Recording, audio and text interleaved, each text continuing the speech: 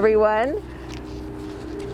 I'm Kristina Lefever, Pollinator Project Rogue Valley, and I'm happy to be here today with Jennifer Hartman. And Jennifer is with Rogue Detection Teams, and this is just a little bit of a conversation to tell you about why we're here and also what's going to happen in just a little bit. It's going to be really exciting. We haven't seen it yet. So the reason Jennifer and I are here is to look at this bumblebee nest with our eyes, and then we're going to have a four-legged friend use his nose to experience it, as well as his eyes, I'm sure. Yeah. So this is a bumblebee nest that my friend and volunteer partner Cindy Harper found through a very long story, which is longer than this video is going to go. And so this is a nest of Bombus melanopygus. Thank you to Andoni for helping us identify it. And then I learned about Jennifer and Rogue Detection Teams who are using known bumblebee nests to find some bumblebees. And Jennifer, why don't you take it from there? The Rogue Detection Teams is a conservation detection dog program, and we work with fetch-obsessed dogs. We introduce them to cryptic, rare, or endangered odors, and in the hopes that they will then go find it in the wild. And so we've mainly worked a lot with mammals, so, you know, bears and cougars. But what's interesting about the detection dog methodology is the more that it's being utilized as a non-invasive wildlife monitoring tool, I think it's gaining traction in a lot of different sectors as just another tool in the toolbox to survey for rare animals. We were contacted by the U.S. Fish and Wildlife and BLM to see if we could pilot a bumblebee nest detection project. So at this stage, we don't know. There are a couple of different detection dog groups in the country currently also working on bumblebees because it's a big question everywhere. I think people want to know where bumblebee nests are because that's a large part of their life cycle takes place within these nests, and if we could find where they are, I imagine it would just help their efforts to learn more for conservation and just understanding more about the habitat needs. So that's where we come in, hopefully, and I will be introducing my detection dog Filson to this lovely nest. Thank you to everyone who found it and saved it this far. And then it's really quick. He'll sniff it and he gets his ball. That's his favorite thing in the world. And then he's really happy, and the more he associates bumblebee nest odor with his ball, the easier it will be for us to then attempt to take it into the wild. So currently this is obviously very straightforward, but eventually we would like it to be something that we can put the dogs in the field and they can find nests in the wild. An important part of working with our dogs is learning the ecology of the species, because that's actually, it's not just the dog using their nose, it's then them working with their handler, myself or others, and we need to have knowledge to help bring them into areas where they can possibly get that odor. What I have heard or know is that a lot of bumblebees share different areas to pollinate, and so if they have been known in the literature to go at least even a mile from where they're pollinating to a nest, that there must be several nests of different species all around sharing. And at this stage, we're not too concerned about the species. We are generalizing to all species because we want to get Filson really excited about any bumblebee odor. And then eventually we want him to specify, and the hopes would be for Western and Franklin's. So that is the long-term hopeful goal, but right now any and all bumblebee nests are exciting to us. And then the Franklin's hasn't been seen since 2006, so if someone can actually find a Franklin's or a Franklin's nest, that would just be amazing. It would be, I mean, I think we'd be super thrilled if we assisted in that effort, but I think for anyone it would just be so exciting because I know they were recently listed. But the exciting part about these pollinator projects, we've actually assisted some other work in Oregon further up and towards the coast on the Oregon silver spot butterfly. And Pips, one of our detection dogs, located larvae of this endangered species in the wild that hasn't been found in the wild in over 40 years. Wow. And I just want to make sure I said that right, because there are adult butterflies flying. They know they're there, and there's a captive breeding programs, but they just don't know, are they then breeding in the wild? So even though you can see the adults, where they spend most of their life stage is kind of still a mystery. And so if we could find them in the wild, then that gives just more information for researchers to assist their recovery. And so it's really exciting when Pips found larvae from this endangered species. So I think that's the hope with this too, is that any and all information, and it's not just the dogs, they're doing so many other things obviously for bumblebees, and we're just one extra little step in the process, hopefully, to learn more about Franklins and Westerns. And every native species has, its own needs. Like bumblebees they need to have an underground nest of some sort, and then they need to have pollen and nectar to feed. But then the butterflies, which people don't always understand, is their chrysalises can look, and moths too, and their cocoons, they could all look different, and they can hide. And so, our big eyes can't see these little things. But then the fact that they need, so many of the butterflies and moths, they need specific host plants. Exactly. And if those specific host plants aren't in your garden, then you will probably not see those butterflies or moths. So Steve, I'm glad that you were able to come along too. So you're Steve Godwin with BLM, a wildlife biologist. That's right. And how did you get involved with Jennifer then? Well, I've been working with bumblebees, doing surveys for probably more than 20 years now, I suppose, and was lucky enough to get trained a little by Robin Thorpe, who was a regional expert until we lost him a couple of years ago. So the Western bumblebee and Franklin's bumblebee made it onto the Bureau sensitive list a few years back, which then provides us the impetus to actually try and go look for them to some degree. And our main goal at that point is to keep those species from being listed, federally listed. Unfortunately, the Franklin's bumblebee got listed last week. But there may have been nothing that could have been done about it. It appears that it's not a case of habitat loss. It may be influenced slightly by pesticide use, which seems to be impacting many insect species globally.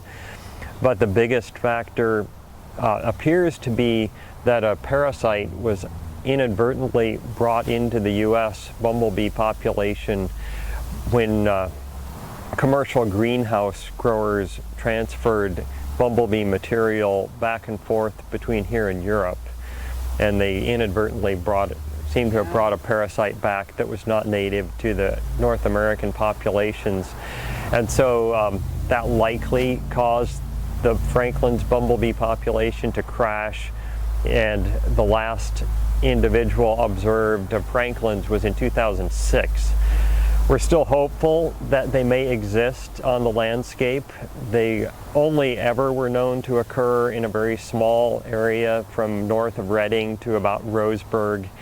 So Jackson County here in the Rogue Valley encompasses a large proportion of their known historic range.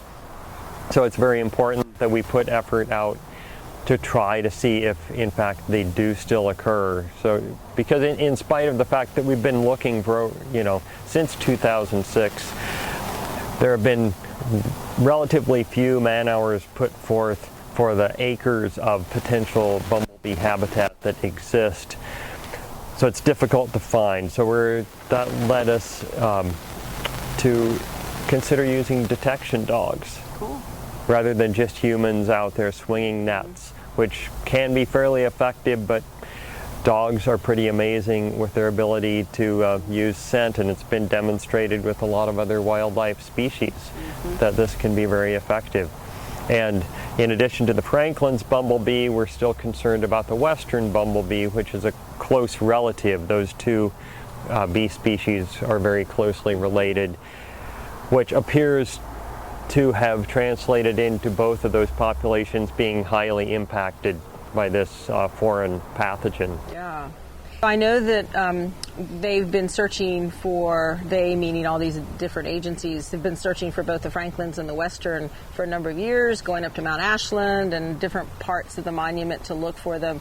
But then this year, they did find 3 Westerns, I believe. That's right. Yeah, so there are some out there. There still are some. Most years we have found some, and the most common location that we found them is Mount Ashland, Okay. sort of the south side of Mount Ashland, which is, an amazing piece Yeah. of bumblebee habitat. High elevation, lots of flowers, lots of natural seeps that keep things green and growing for a relatively long season for the elevation. This year we found the Westerns near Grizzly Peak. Okay. So. Cool. There's Great some out just there. to know that they're not only at Mount Ashland, but some good. other locations as well. Yeah, So Hartman and I have gone up and done some of the bee blitzes a couple of years, and so it's, you mentioned swinging a net. It's like, oh my God, where are we going to find that bee? So using a dog is a pretty cool process. Yeah.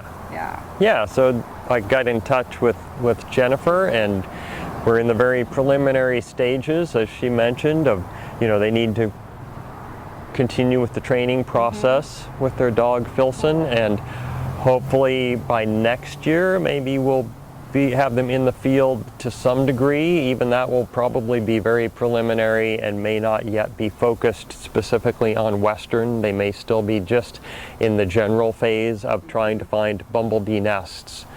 And then as we're able to find hopefully some Western bumblebee nests to help the dog, fine-tune its understanding of the sense, we hope that over a number of years we can reach the point where the dog really can know, well, this is a Western bumblebee nest, that's not, so I'm only going to indicate this one. So, Wow, that's going to be yeah.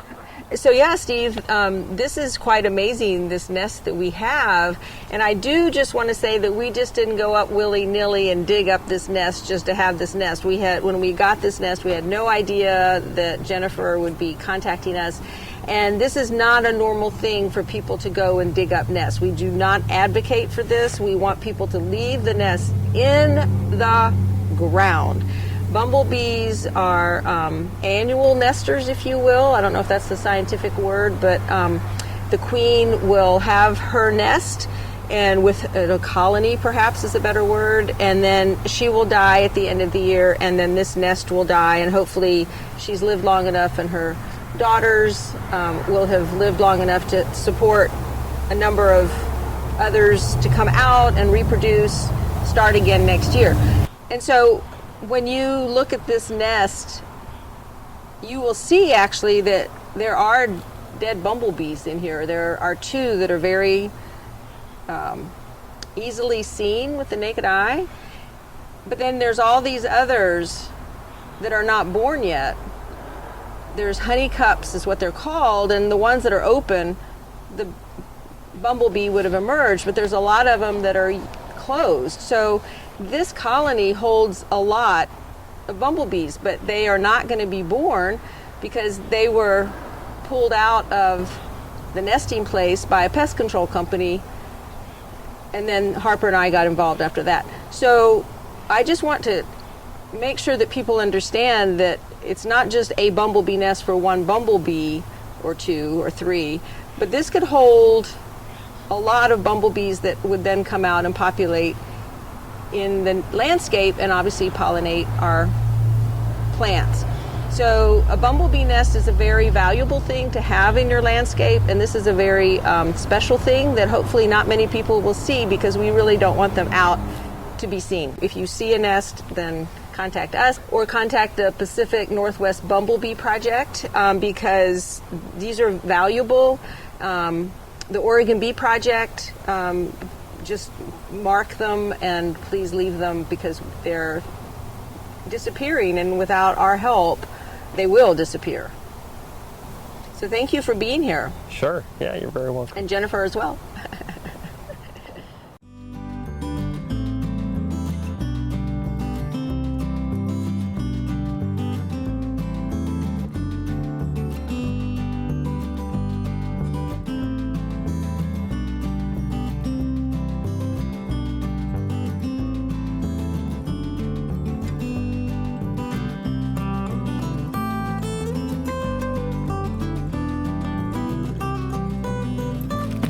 Nice job. Good job. Oh, good boy. What is that? What did you sniff there? What did you sniff? What did you sniff? Good boy. Got it, huh? You got it. Good dog. Nice work.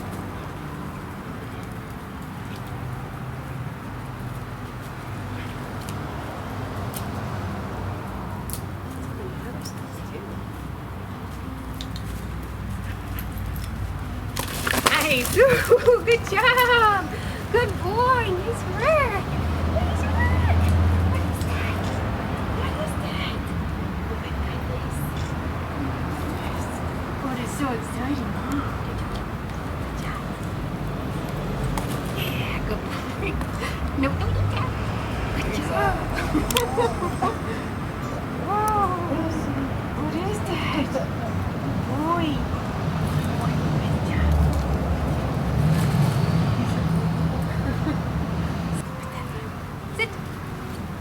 Nice work! Way to go! Way to go!